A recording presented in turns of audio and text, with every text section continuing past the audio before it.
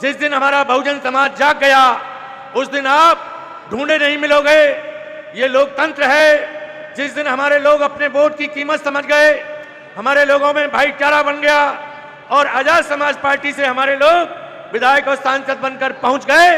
तो इस देश की हुकूमत इस देश के दलितों के हाथ में, पिछड़ों के हाथ में, मुस्लिम भाइयों के हाथ में होगी और यह देश बहुजन समाज के लोगों के हाथ में होगा। पूरे उत्तर प्रदेश और पूरे देश में दलितों के ऊपर, आदिवासियों के ऊपर,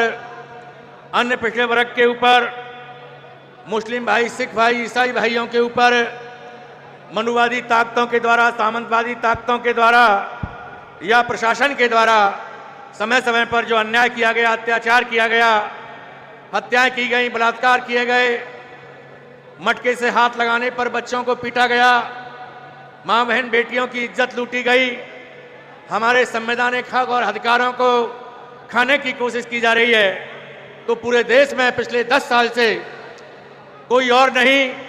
सहारनपुर की मिट्टी में पैदा होकर, बड़े होकर इस देश के बहुजनों की सेवा करने वाले, बहुजनों की मदद करने वाले, इस देश के दलितों के लिए, पिछड़ों के लिए, मुस्लिम भाइयों के लिए कदम से कदम मिलाकर उनके दुख और सुख में खड़े होने वाले एक ही नेता हैं, एडवोकेट भाई चंद्रशेखर आजाद, जो लगातार 10 साल से हमारे लिए लड़ाई लड़ रहे हैं। बहुजन समाज की आवाज बनकर मनुवादियों से टकरा रहे हैं, उनको चुनौती दे रहे हैं। हे मनुवादी लोगों, जिस दिन हमारा बहुजन समाज जाग गया उस दिन आप ढूंढे नहीं मिलोगे।